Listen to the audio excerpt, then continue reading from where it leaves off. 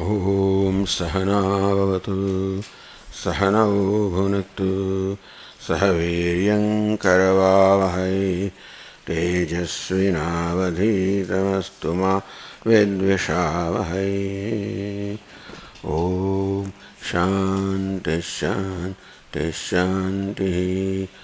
ॐ पूर्णमदः पूर्णमिदं पूर्णात् पूर्णमुदच्यते पूर्णस्य पूर्णमादाय पूर्णमेवावशिष्यते। ॐ शान्ति शान्ति शान्तिः। श्रुतिस्मृतिपुराणानाम् आलयं करुणालयं नमामि भगवत्पादं शङ्करं लोकशङ्करं शङ्करं शङ्कराचार्यं केशवं बादरायणं सूत्रभाष्यकृतौ वन्दे भगवन्तौ पुनः पुनः। ईश्वरो गुरुरात्मेति मूर्तिभेदविभागिने व्योमवद्व्याप्तदेहाय दक्षिणामूर्तये नमः।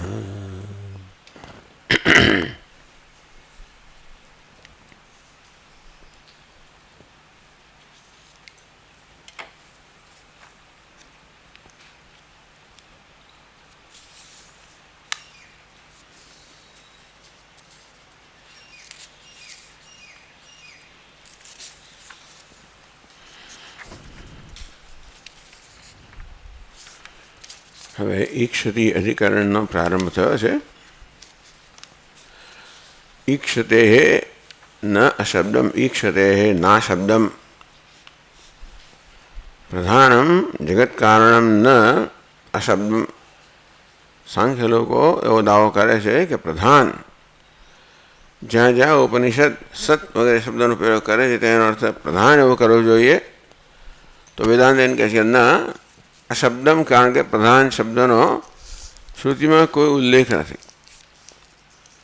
શબ્દ અપ્રતિપાદ્યમ, પ્રધાન શબ્દથી પ્રતિપાદ્ય કોઈ વસ્તુ નથી, એટલે કે જગતનું કારણ પ્રધાન શબ્દથી પ્રતિપાદ્ય હોય એમ નથી. હિ તત્કુતઃ, એવું આપ શા પછી કહો છો કે પ્રધાન જે છે એ ઉપનિષદ શબ્દથી પ્રતિપાદ્ય નથી. અશબ્દમ ઈક્ષતે તદેવ તદૈક્ષત ઇતિ શ્રુતિ અચ્યુતૌ જગત્કર્તુઃ ઈક્ષિતૃત્વ શ્રવણાत्. તદૈક્ષત તદ અર્થાત જગત કારણે ઈક્ષણ કર્યું. એ બધા કહી શકાય ઈક્ષણ કરનાર તો ચેતન છે, અને તેથી ઈક્ષિતૃત્વ શ્રવણાत्, જે જગત કારણે છે એણે ઈક્ષણ કર્યું, અને માટે એ પ્રધાનની જેમ અચેતન ન હોઈ શકે અને ચેતન હોવું જોઈએ.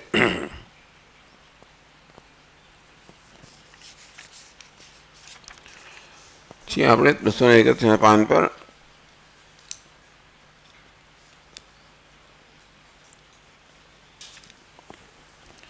સાંખ્ય પરિકલ્પિતમ અચેતનમ પ્રધાનમ જગતઃ કારણમ શક્યમ વેદાંતેષુ આશ્રયિતુમ.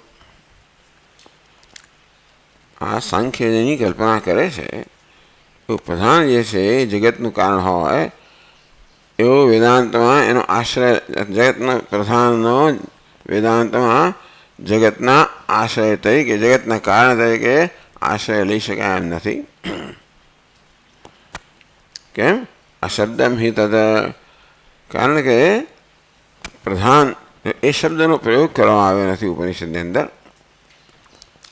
કથમ અશબ્દત્વ, પ્રધાન કેમ જગત કારણ તરીકે ઉપનિષદની અંદર સૂચિત નથી. ઈક્ષતે હે, કારણ કે જે જગત કારણ છે એના માટે ઈક્ષતે હે, જગત કારણ ઈક્ષણ કર્યું. તદ ઈક્ષત, તો જેને જગતનું કારણ કહેવામાં આવે છે સદૈવ સૌમ્ય ઇદમ અંગ્ર આસીત એકેમેવા દ્વિતીયમ. તદૈક્ષત આત્માવા ઇદમ એકૈવા અગ્ર આસીત. સર્વત્ર જ્યાં જગતના કારણની વાત કરવામાં આવે ત્યાં ઈક્ષણ, એ જગતના કારણે જગતનું સર્જન કરતા પહેલાં ઈક્ષણ કર્યું, દર્શન કર્યું, સંકલ્પ કર્યો.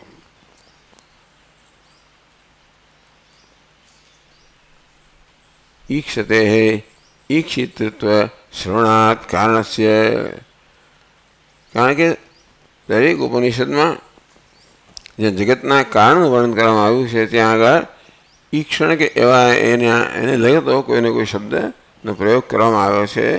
એટલે જે કશાને પણ ઉપનિષદ જગતના કારણે કંઈ પ્રસ્તુત કરે છે એ સૃષ્ટિના પ્રારંભ ઈક્ષણ કરે છે. જેમ આપણે પણ કોઈ પણ કામ કરતા પહેલાં મનમાં એનો વિચાર કરી લઈએ કે શું કરવાનું છે. એક રૂપરેખા મનમાં ઘડાઈ જતી હોય છે. આ પ્રકારની રસોઈ કરવાની છે, આ પ્રકારનું લખાણ કરવાનું છે, આ પ્રકારની યાત્રા કરવાની છે, આ પ્રકારનો નિશ્ચય થાય સાથે સાથે મને એક રૂપરેખા પણ ઘડાઈ જતી હોય છે. ભલે રૂપરેખામાં ફેરફાર કરો પણ મુખ્યત્વે તો આ પ્રક્રિયા મનમાં હંમેશા થતી જ હોય છે. અને તેથી જગતનું જે કારણ છે પરમાત્મા જેણે જગત રચવાનો સંકલ્પ કર્યો એણે ઈક્ષણ કર્યું કે હું જગતની રચના કરું તો કેવા પ્રકારનું જગત હોવું જોઈએ વગેરે એવો એક સામાન્ય ખ્યાલ આવી ગયો. પરંતુ ઈક્ષણ કરનાર પ્રધાન નથી. ન સાંખ્ય પરિકલ્પિતમ અચેતનમ પ્રધાનમ જગત કારણમ શક્યતે. હવે જગતનું એક કારણ છે એને માટે વિશેષ શબ્દ વાપરવામાં આવ્યો હોય કે ના આવ્યો હોય તત એમ કહેવામાં આવ્યું હોય તદૈક્ષત. એ તદનો અર્થ સાંખ્ય લોકો પ્રધાન એવો કરે એટલે વેદાંતિન કહે છે કે તત્નો અર્થ પ્રધાન એવો ન થઈ શકે. આ શબ્દ હિત કારણ કે શ્રુતિ દ્વારા એનું એ પ્રકારનું નિરૂપણ નથી. કથમ અશબ્દત્વમ શા બધી કહો છો કે શ્રુતિએ નિરૂપણ નથી કર્યું. ઈક્ષતે ઈક્ષિતૃત્વ શ્રવણાત કારણસ્ય કારણ કે કારણ તો નિર્દેશ કર્યો અને કારણનો સર્વનામથી નિર્દેશ કર્યો તત એ પ્રકારે. અને એટલે તત શબ્દનો શું અર્થ થાય એ તો પછી આપણે નિર્ણય કરવાનો રહ્યો. વેદાંતિન કહે છે કે તત એ પ્રધાન કે અચેતન વસ્તુ ના હોઈ શકે. જે કશું પણ જગતનું કારણ છે એ ચેતન હોવું જોઈએ. ઈક્ષિતૃત્વ શ્રવણાત કારણ કે તદ ઈક્ષત જગતનું જે કારણ છે તત એણે ઈક્ષણ કર્યું.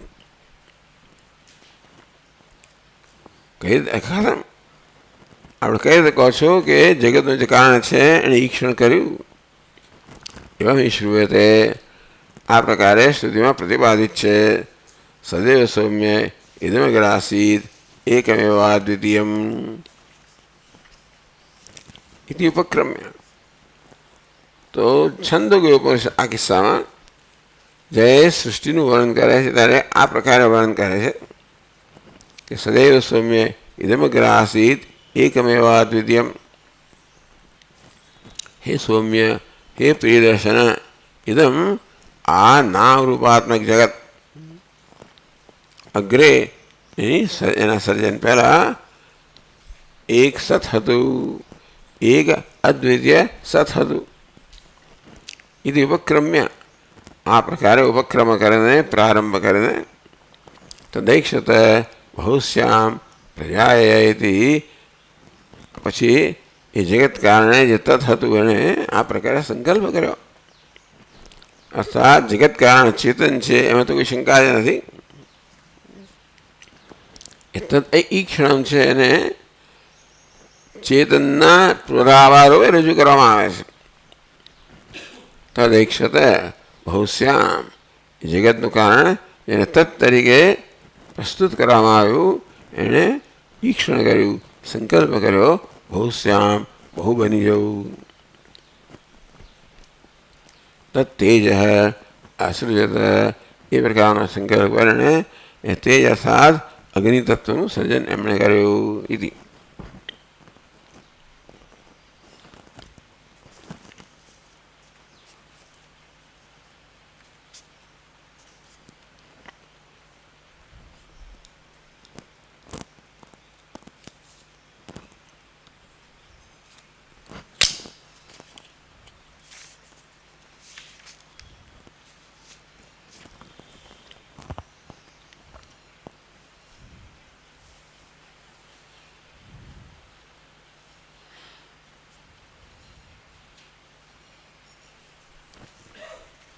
તો હવે આગળ કહે છે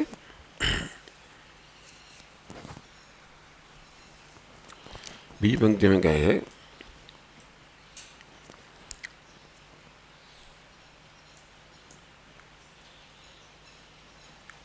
સદેવ સૌમ્ય ઇદમગ્ર આસીત. હે સૌમ્ય, ઇદમ અગ્રે સત એવ આસીત એવું કહેવું જોઈએ, એને બદલે સદૈવ સૌમ્ય ઇદમગ્ર આસીત. આમાં જે પ્રધાન શબ્દ છે કરતા એ તત છે. ભલે સતથી સદૈવ સૌમ્ય તત જે જગતનું કારણ છે એના પ્રારંભમાં સત હતું.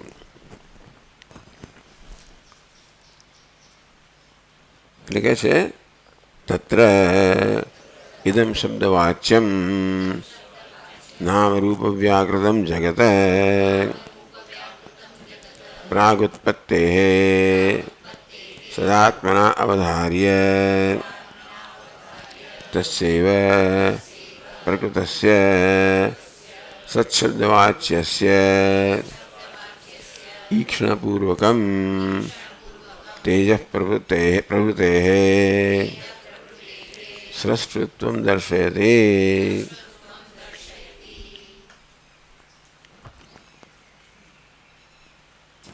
તદૈક્ષત બહુશ્યામ પ્રજાયતે તત્તેજઃ અસૃજત.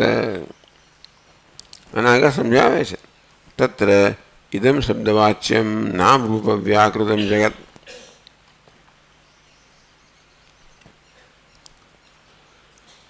બહુશ્યામ પ્રજાયતે તત્તેજ અસૃજત. તત્ર સદૈવ સૌમ્ય ઇદમગ્ર આસીત. પહેલું વાક્ય હતું સદૈવ સૌમ્ય ઇદમગ્ર આસીત. તત્ર ઇદમ શબ્દમાં ઇદમનો શું અર્થ થાય? નામ રૂપ વ્યાકૃતમ જગત. આ નામ અને રૂપ રૂપે વ્યાકૃત થયેલું, વ્યાકરણ થયેલું, અવ્યક્ત થયેલું જગત. પ્રાગુત્પત્તે સદાત્મના અવધાર્ય ઇદમ સદૈવ આસીત. ઇદમ અગ્રે સદૈવ આસીત. અગ્રે એટલે ઉત્પત્તે પૂર્વમ. ઇદમ એટલે કે આ નામ રૂપના રૂપી પ્રપંચ જે છે એના સર્જન પહેલા માત્ર સત હતું.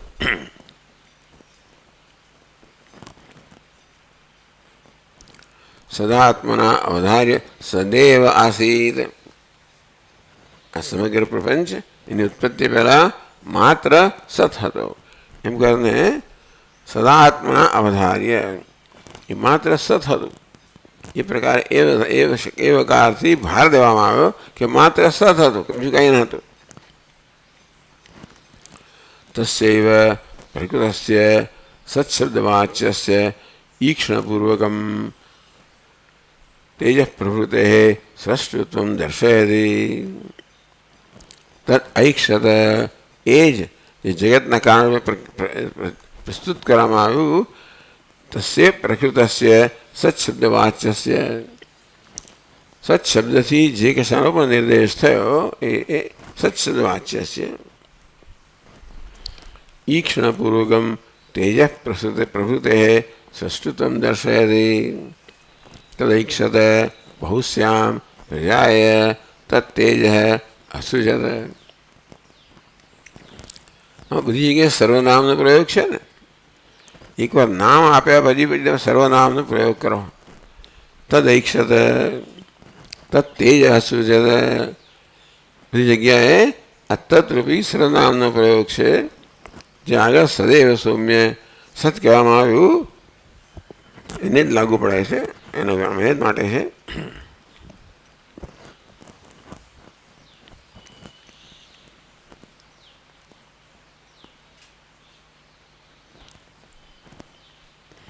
તસ્યૈવ પ્રકૃતસ્ય સત્શબ્દવાચ્યસ્ય ઈક્ષણપૂર્વકમ તેજઃ પ્રભૃતેઃ સ્રષ્ટૃત્વં દર્શયતિ.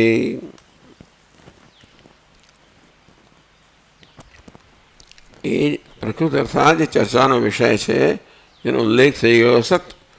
સદૈવ સૌમ્ય ઇદમગ્ર આસીત. આ સમગ્ર જગત એની ઉત્પત્તિ પહેલાં માત્ર સત હતું.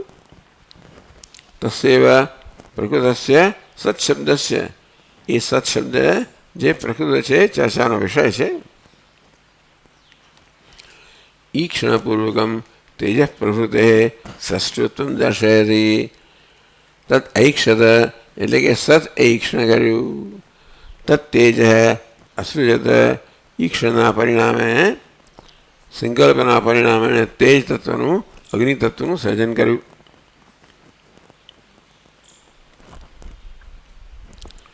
આમ આ પ્રકારે છંદો કે ઉપનિષદમાં સૃષ્ટિનું વર્ણન કરવામાં આવ્યું. એમાં સત અને મૂળ કારણ તરીકે જણાવવામાં આવ્યું. એમાંથી પછી આ તેજ વગેરે બધા એટલે કે અગ્નિ, જળ, પૃથ્વી વગેરે તત્વો ઉત્પન્ન થયા.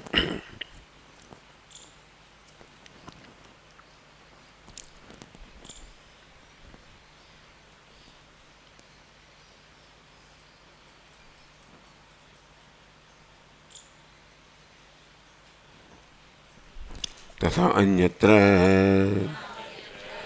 આત્મા વા ઇદમેક એવાગ્રાસીદ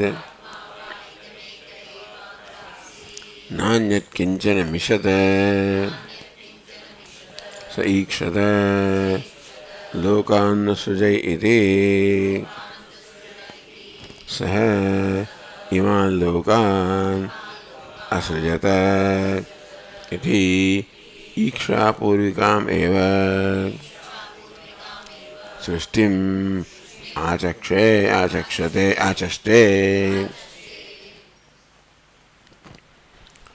ઐતરેય ઉપનિષદમાં આ પ્રકાર વર્ણન કરવામાં આવ્યું. અન્યત્ર બીજા સ્થળે આત્મા વૈ ઇદમેક એવાગ્રાસી ઇદમ, અર્થાત આ નામરૂપાત્મક જગત અગ્રે ત્યાં પણ એ પ્રકારના શબ્દો છે. ઇદમેક એવાગ્ર, અગ્રે એટલે એના ઉત્પત્તિ પહેલા. આ નામરૂપાત્મક જગત એની ઉત્પત્તિ પહેલા માત્ર આત્મા જ હતું. છંદોગ્યમાં માત્ર સત હતું, ઐતરેય ઉપનિષદમાં માત્ર આત્મા હતું. એકમેવા દ્વિતીય, એક અદ્વિતીય એટલે નાન્યત કિંચન મિશત. આત્મા ચેતન તત્વ છે. અન્યત કિંચન ન મિશત, એ સિવાય અન્ય કશાએ પણ આંખનો પલકારો પણ ન કર્યો. આત્મા એકમાત્ર ચેતન તત્વ હતું સૃષ્ટિના પ્રારંભમાં.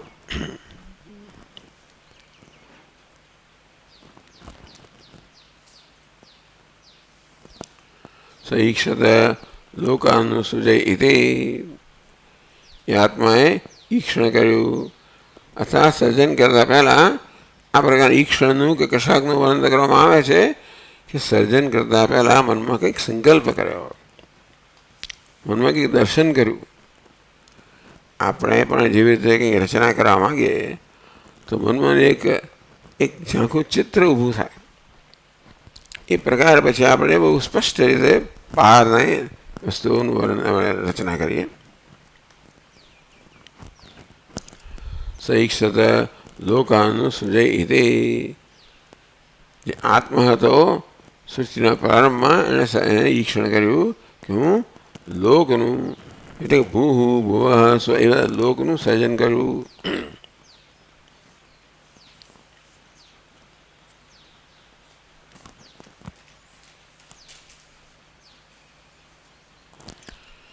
ટીકાનો કે એવમ તત્સત ઈક્ષિત્વા આકાશમ વાયુમ છે.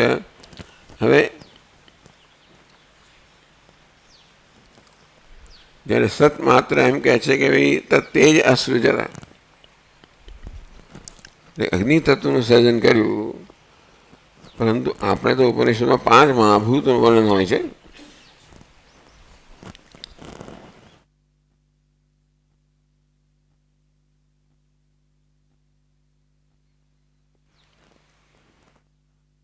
જ્યારે છાંદોગ્યમાં માત્ર 3 મહાભૂતનું વર્ણન કરવામાં આવ્યું, અગ્નિ, જળ અને પૃથ્વી.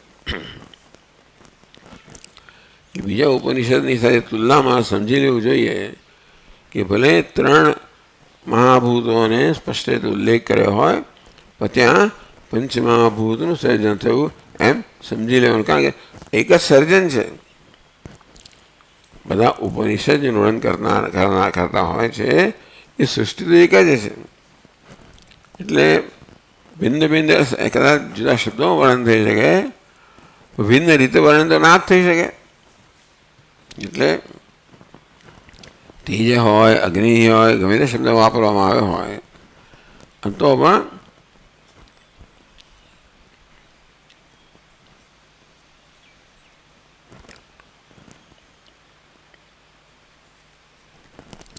આત્મા વા એદમેક એવા અગ્ર આસીત નાન્યત કિંચન મિશદ. તૈત્રીય ઉપનિષદમાં કહ્યું કે આત્મા એકમાત્ર હતો, એની કંઈ પણ મિશદ ચલત બીજું કંઈ ચલાયમાન હતું જેની હલન ચલન કરનારું કંઈ ન હતું. એટલે કે સત્વ ધરાવનારું, લાઈફ ધરાવનારું, એટલે કે જીવંતતા, બીજું કોઈ જીવંત તત્વ ન હતું.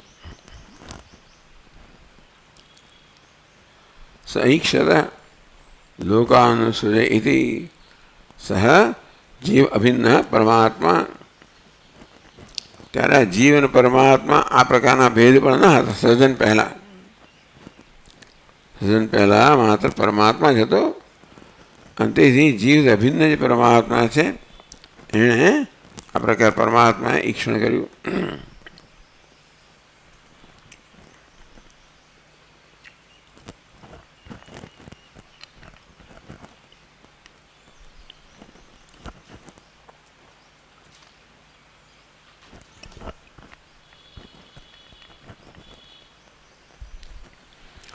પ્રશ્નોપનિષદમાં આ પ્રકાર વર્ણન આવે છે.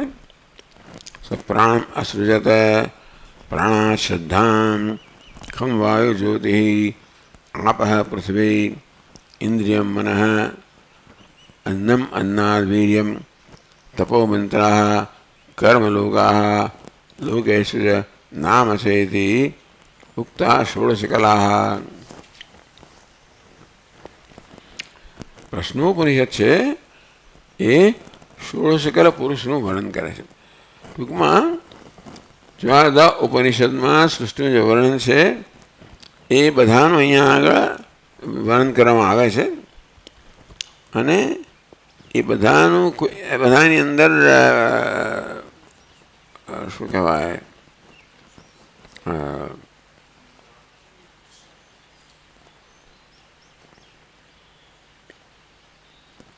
વાસ્તવમાં એક જ તત્વનું વર્ણન, એક જ સૃષ્ટિનું વર્ણન કરી રહ્યા છે. કદાચ વર્ણની રીત જુદી જુદી હોય, કદાચ ભિન્ન ભિન્ન શબ્દોનો પ્રયોગ થયો હોય, બધાનું પ્રયોજન એક જ છે. એક જ સૃષ્ટિનું વર્ણન કરવું એનું પ્રયોજન છે. એને ધ્યાનમાં રાખીને ભલે ઉપનિષદમાં જુદી જુદી રીતે વધારે શબ્દો સંક્ષેપમાં હોય, વિસ્તારમાં હોય વર્ણન, ક્યારેક ગુરુજી સૃષ્ટિનું વિસ્તારથી વર્ણન કરે છે એનો ઉપયોગ હોય તો ક્યારેક અછડતો ઉલ્લેખ કરે, ઉલ્લેખો કરે તોય પણ એ સર્જન છે એ સર્જન તો છે જ. અને એમ ના કે ભાઈ 6 તત્વ છે કે વગેરે, જે 5 તત્વ છે એની જ વાત કરે.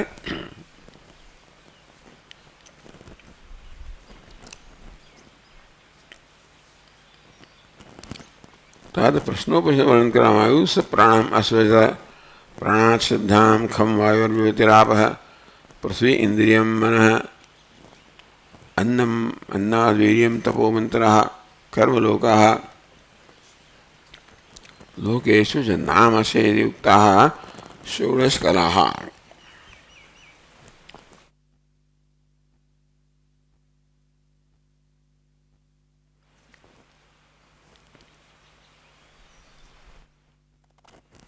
પ્રશ્નોપનિષદ છે ષોડશ કલા, 16 કલા ધરાવનાર પુરુષના વર્ણન માટે જાણીતું છે. આ 16 કળાઓ અહીંયા ટીકાકારે વર્ણવી.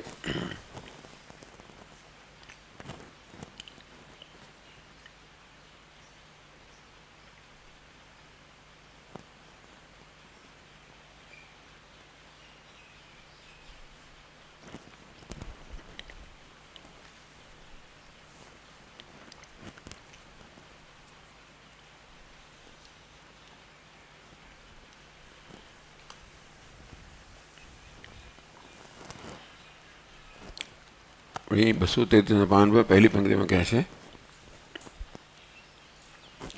क्वचिच्च षोडशकलं पुरुषं प्रस्तुत्य आह सह ईक्षांचक्रे सह प्राणमसृजत इति।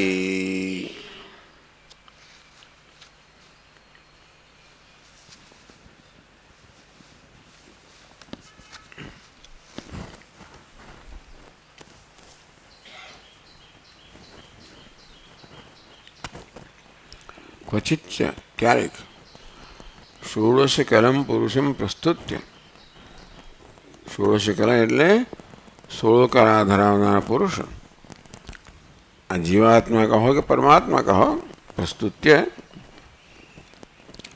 આહા એ પ્રકારે પ્રસ્તુતિ કરીને પછી ઉપનિષદ કહે છે સહીક્ષાન ચક્રે, એ 16 કળા પુરુષ છે એણે ઈક્ષણ કર્યું. સ પ્રાણમ અસૃજત, એણે પ્રાણનું સર્જન કર્યું. પ્રાણશ્રદ્ધામ ખમ વાયુર જ્યોતિ આપ પૃથ્વી ઇન્દ્રિયમ મનઃ અન્નમ અન્નાદ્વીર્યમ તપો મંત્રાઃ કર્મલોકાઃ લોકેશ્ચ નામ ચ ઇતિ. એમ સમગ્ર વર્ણન કરવામાં આવ્યું.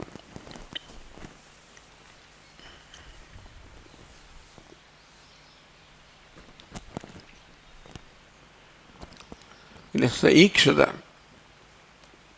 સઈક્ષાન ચક્રે કહો, સઈક્ષત કહો, આ પ્રકારે ઈક્ષણ એકથી વધારે ઉપનિષદમાં સૃષ્ટિના પ્રારંભમાં સર્જન કરનાર ઈક્ષણ કરે છે, જુએ છે, મનમાં એનો તાદૃશ કરે છે, સંકલ્પ કરે છે, એના પરિણામે સર્જન કરે છે.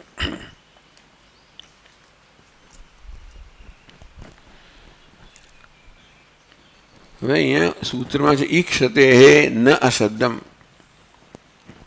ઈક્ષતે હે શું વસ્તુ છે? એવું કોઈ રૂપ તો છે નહીં. ઈક્ષતી રૂપ છે, પણ ઈક્ષતે હે એવું તો રૂપ છે નહીં. એટલે જે શાસ્ત્રની શૈલી છે એની વાત કરે છે કે કેવી રીતે સૂત્રમાં ઈક્ષતે હે શબ્દ છે. ઈક્ષતે હે ઈક્ષતી શબ્દનો રૂપ છે. ઈક્ષણ કરવાને કારણે આ નવી વસ્તુ છે આપણા માટે. શાસ્ત્રમાં આ પ્રકારે પ્રયોગ થતો હોય છે. અહીંયા બ્રહ્મસૂત્રમાં પહેલી વાર પ્રયોગ થયો, કારણ કે અત્યાર સુધી અભિજાતનો પ્રયોગ છે નહીં. અથા તો બ્રહ્મ જિજ્ઞાસા જન્માદ્યસ્યતઃ શાસ્ત્રયુનિત્વાદ તત્વ સમન્વયાદ, એ પહેલાં 4 સૂત્રમાં આ પ્રકારનો પ્રયોગ થયો નથી. હવે પ્રયોગ થયો. એટલે ઈક્ષતે હે શું વસ્તુ છે?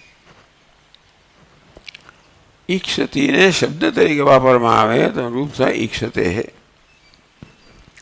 ઈક્ષતી તો ક્રિયાપદ છે કે શબ્દ નથી. કેવી રીતે ઈક્ષ ધાતુ છે એનો ઉલ્લેખ એનો નિર્દેશ ઈક્ષતે શબ્દથી ઈક્ષ ધાતુનો નિર્દેશ થાય છે.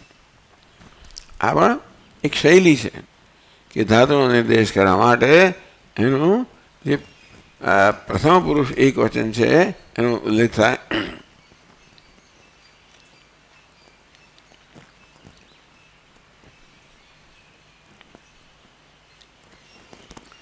જો ટીકાકાર છે ઈક્ષિતપૌ ધાતુ નિર્દેશેરી કાત્યાન સ્મરણાત ઈક્ષતે ઇતિ પદેન સુબંતેન ધાતુ ઉચ્યતે. તે ધાત્વર્તઃ ઈક્ષણમ પ્રથમ વ્યાખ્યાયતે ઇતિ. ઈક્ષતે ધાતુ કહેવો જોઈએ, ધાતુનો અર્થ નહીં. તો એનો આપણો અર્થ એવી વ્યાખ્યા કેમ કરો છો? એટલે ભાષ્યર કહ્યું ઈક્ષતે હે ઇતિ છે ધાત્વર્થ નિર્દેશ હે. હવે अभिप्रेतः यजते इति वत् न धातुनिर्देशः।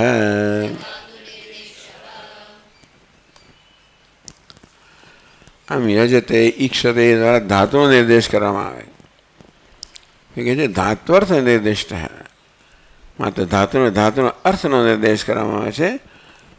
યજતે ધાતુ વડે યજ જે છે યજતે વડે એટલે કે યજ્ઞ કરવો, આહુતિ આપવી, ઈક્ષતે ઈક્ષણ કરવું એ પ્રકારે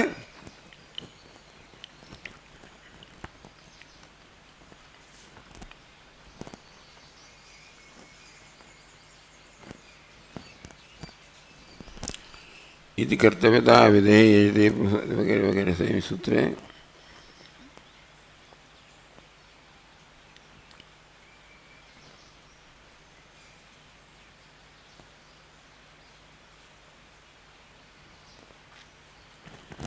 धात्वर्थ निर्देशन लाभमाह. ईक्षते नात्र धातु जेव धातुનો અર્થનો નિર્દેશ થાય છે એ પ્રકાર અર્થગણ કરવાથી શું લાભ થાય છે કહે છે. ભાષ્યકારે કહ્યું ઈક્ષતે ઇતિ ચ ધાત્વર્થ નિર્દેશ અભિપ્રેત. માત્ર ધાતુ નહીં પરંતુ ધાતુનો અર્થનો અહીંયા નિર્દેશ થાય છે એવો અભિપ્રાય છે. યજતે ઇતિવત અન્યત્ર કર્મકાંડમાં યજતે તો ધાતુનો અર્થનો નિર્દેશ થાય. માત્ર ધાતુનો નિર્દેશ આ રીતે થતો હોય છે.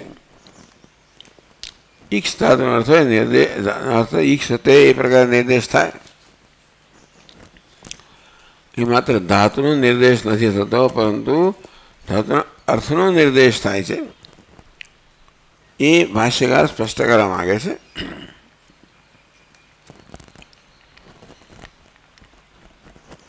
ઈક્ષતે ઇતિ ચ ધાત્વર્થ નિર્દેશ અભિપ્રેત યજતે ઇતિવત.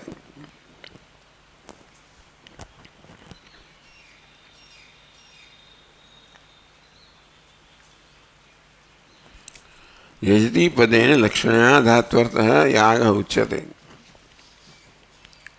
એટલે યજતી જ્યારે કે ત્યારે માત્ર ધાતુનો અર્થ નથી પરંતુ ધાતુનો અર્થનો ધાતુ નથી માત્ર ધાતુનો અર્થ છે જે પ્રયોજન યાગ એટલે કે યજતી એ પદથી યાગનો નિર્દેશ કરવામાં આવે છે.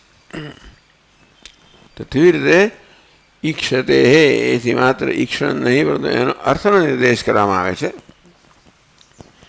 ઈક્ષતે ઇતિ ધાત્વર્થ નિર્દેશ અભિપ્રેત યજતે ઇતિવત ન ધાતુ નિર્દેશ. એટલે ઈક્ષતે એટલે માત્ર ધાતુ ઈક્ષ એવું નિર્દેશ નથી. ઈક્ષતે કારણ કે ઈક્ષણ કરે છે એ પ્રકારનો ત્યાં અર્થ કરવામાં આવે છે. ભાષ્યકારે કહે છે તેન યસર્વજ્ઞ સર્વવિત યસ્ય જ્ઞાનમયં તપઃ તસ્માદેતદ નામ રૂપ अन्नं च जायते इत्येवमादीनि अपि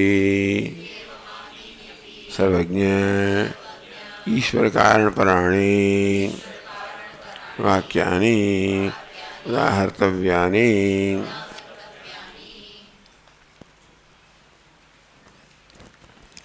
આ પ્રકારે જેમ ઈચ્છતેથી માત્ર ધાતુને પણ ધાતુના અર્થોનો નિર્દેશ થાય છે જેમ યજતે એમાં થાય તેવી રીતે ઈચ્છતે એમાં પણ ધાતુનો અર્થનો નિર્દેશ થાય તેવી રીતે યસ સર્વજ્ઞ સર્વવિદ યસ્ય જ્ઞાનમયં તપઃ. મુંડકોપનિષદ કહે છે તસ્માદ એતદ બ્રહ્મ નામ રૂપમ અન્નમ ચ જાયતે. આવું સૃષ્ટિનું વર્ણન ત્યાં આવ્યું. એવમ આદિની અપી સર્વજ્ઞ ઈશ્વર કારણ પ્રાણી. શું કહે છે યહ સર્વજ્ઞ સર્વવિદ આમ જગતના કારણે સર્વજ્ઞ સર્વિદ એ પ્રકારે વર્ણવે છે. યસ્ય જ્ઞાનમયમ તપસ્યા જ્ઞાનરૂપી તપસ્યા છે એના પછી આ બધું જન્મ્યું.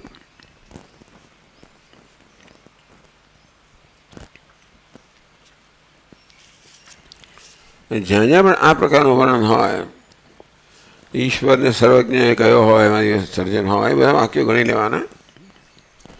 તેઓ બધાની અન્યાન્યપી સર્વજ્ઞ ઈશ્વરકાર્યપ્રણાની વાક્યાની ઉદાહર્તવ્યાની. જ્યાં પણ ઈશ્વરને જગતનું કારણ તરીકે ઉલ્લેખ કર્યો છે એ બધા વાક્યો અહીં સાથે લઈ લેવાના. એ બધા અર્થ એક જ છે, સરખો છે. યસ સર્વજ્ઞ સર્વવિદ યસ્ય જ્ઞાનમયમ તપઃ તસ્ય તસ્માદેતદ બ્રહ્મ નામ રૂપન્નમ ચ જાયતે ઇતિ.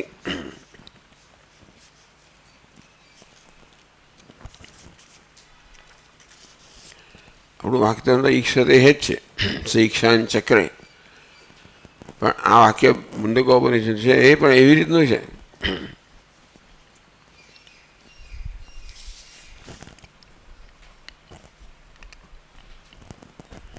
સર્વજ્ઞ ઈશ્વર કારણ પ્રાણી વાક્યાની ઉદાહર્તવ્યાની.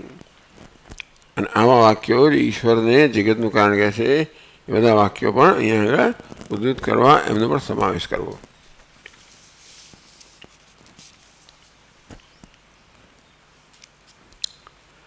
પ્રશ્ન થયો અહીં પણ સદૈવ સ્વમેદમગ્રાસીત એકમેવા દ્વિતીયમ તદૈક્ષત બહુશ્યામિતિ તેજસ્વીત એ પ્રકારનું વર્ણન જે છે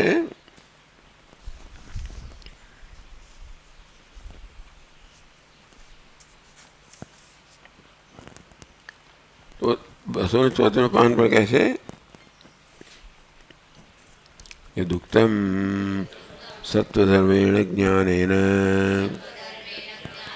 સર્વજ્ઞમ પ્રધાનમ ભવિષ્યતિ ઇતિ તત ન ઉપપદ્યતે.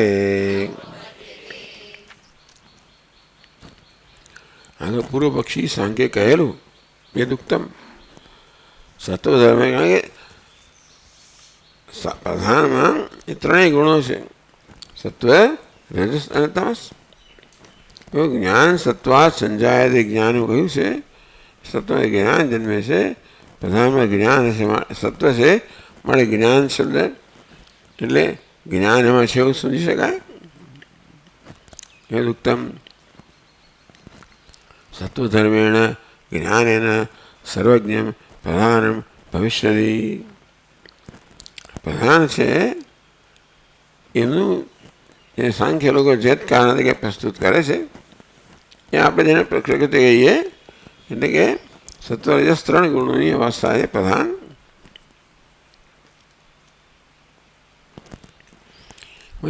સત્વધર્મ છે તો સત્વધર્મને કારણે પ્રધાન સર્વજ્ઞ પ્રધાન ભવિષ્યતિ. પ્રધાન બધો સત્વગુણ છે. સત્વાત સંજાયતે જ્ઞાનમ, એ સત્વ હોય તો જ્ઞાન હોય. પ્રધાન તત્વમાં બધું જ સત્વ છે, પણ બધું જ જ્ઞાન છે.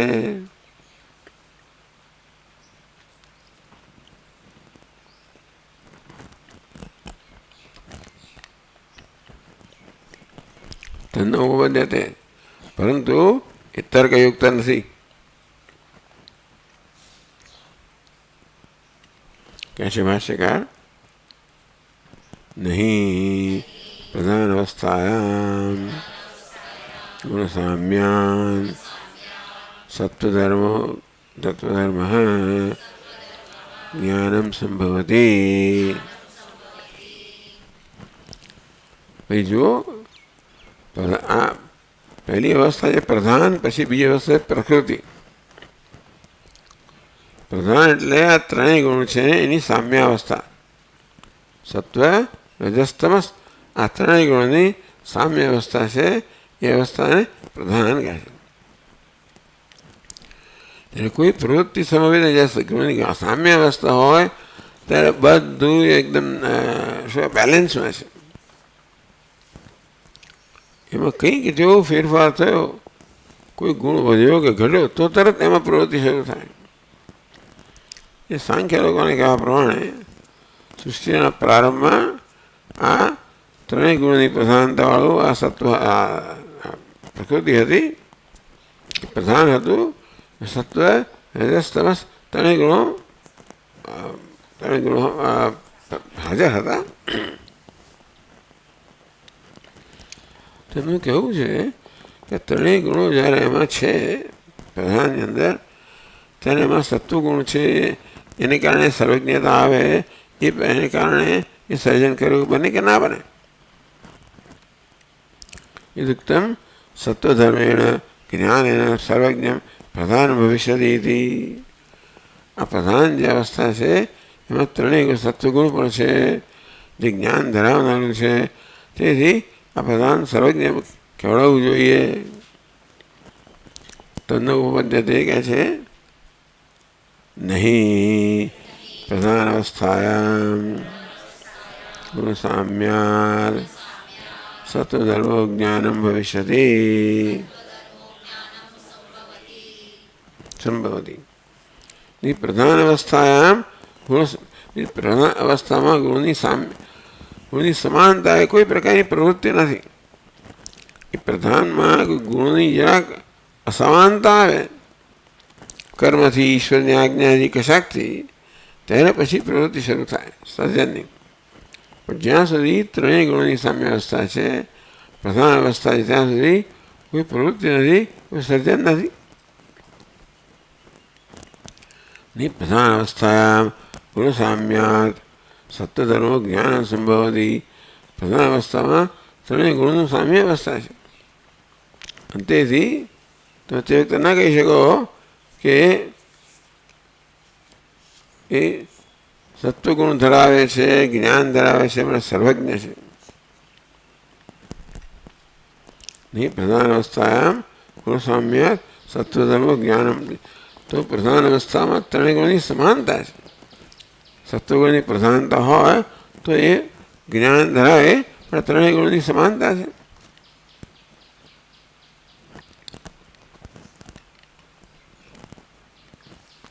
તેથી આગળ નનુ ઉક્તમ સર્વશક્તિમત્ત્વેન સર્વજ્ઞમ ભવિષ્યતિ ઇતિ તન્નોપદ્યતે. પ્રધાન છે સર્વ જ્ઞાન શક્તિમત્વેન બધા જ જ્ઞાનરૂપી શક્તિ ધરાવનારું છે અને તે સર્વજ્ઞ છે એવું કેમ ન બને. ઉત્તર આપે છે યદી ગુણસામ્યે સતી પ્રધાન અવસ્થાયામ સત્વવ્યપાશ્રયામ જ્ઞાનશક્તિમ આશ્રિત્ય સર્વજ્ઞમ પ્રધાનમુચ્યેત કામમ યસ્તમો વ્યપાશ્રયામપી જ્ઞાનપ્રતિબંધક શક્તિમ આશ્રિત્ય કિંચિજ્ઞમ ઉચ્યેત. પ્રધાન અવસ્થામાં ત્રણેય ગુણો છે એની સામ્ય અવસ્થા છે કોઈ પ્રવૃત્તિ નથી. તો યદિ ગુણ સામ્ય સતી ત્રણેય ગુણોની સામ્ય અવસ્થા છે સત્વપ્રાશાન જ્ઞાન શક્તિમાં આશ્રિત્ય. ત્યાં તમે કહો કે એમાં સત્ય સત્વ છે પણ જ્ઞાન શક્તિ છે. તેથી સર્વજ્ઞ એ જ્ઞાન શક્તિને કારણે પ્રધાન જ્ઞાન ધરાવે છે પ્રધાન સર્વજ્ઞ છે. તો એ કામ વિરસ્તમો વિપાસના બી જેમ પ્રધાન સત્વ ધરાવે છે એવી રીતે રજોગુણ પણ ધરાવે છે તમોગુણ પણ ધરાવે છે. સત્વગુણ ધરાવનાર હોવાને આપણે સર્વજ્ઞ કહીએ તો આ રજોગુણ તમોગુણ જ્ઞાનના પ્રતિબંધકો છે. જ્ઞાન પ્રતિબંધક શક્તિ આશ્રિત્ય કિંચિજ્ઞ ઉચ્ચેત. સત્વનો આશ્રય લઈને આપણે એને પ્રધાનને સર્વજ્ઞ કહીએ તો રજોગુણ તમોગુણ પ્રધાન અવસ્થામાં સમાન અવસ્થામાં જ છે. એમનો આશ્રયને કિંચિત પણ કહી શકાય.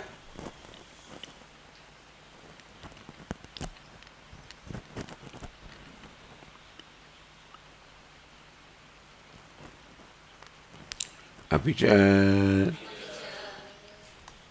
न असौ असाक्षिकात् सत्ववृत्तिः जाता न जानाति न अभिधीयते।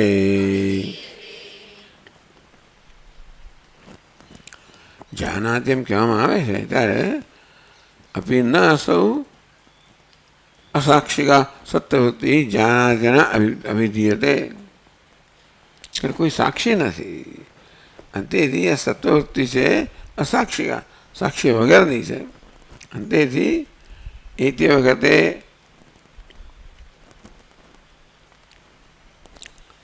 અસાક્ષિકા સાક્ષી વગરની સત્વવૃત્તિ ત્યાં છે એવું પણ કહી ના છે, કારણ કે કશું કહેવાના પાસે સાક્ષી જોઈએ. ન ચ અચેતનસ્ય પ્રધાનસ્ય સાક્ષિત્વ અસ્તિ, પ્રધાન તો છે બી તમારું, તો એ કેમ ના હોઈ શકે? તો એની અચેતન છે, અચેતન સાક્ષી ના હોઈ શકે, સાક્ષી હંમેશા ચેતન હોવું જોઈએ. પ્રધાન સાક્ષીનું કામ ન કરી શકે પણ અસાક્ષી તે વખત જે કંઈ છે એ કોઈ સાક્ષી નથી.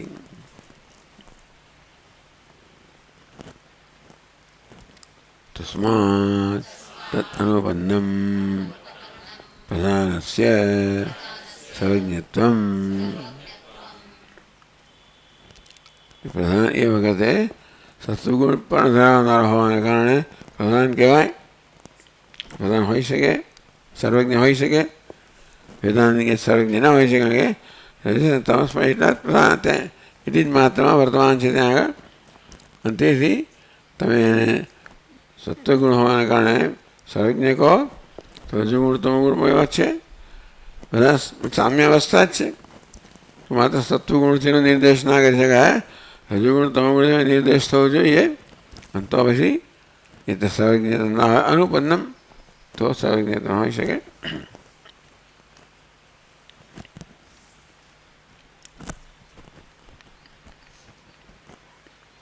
ચાલો પછી આગળ કરીશું કાલે. ઓમ પૂર્ણમદ પૂર્ણમિદમ પૂર્ણાત પૂર્ણમુદચ્યતે પૂર્ણસ્ય પૂર્ણમાદાય પૂર્ણમેવ શાંતિ શાંતિ શાંતિ.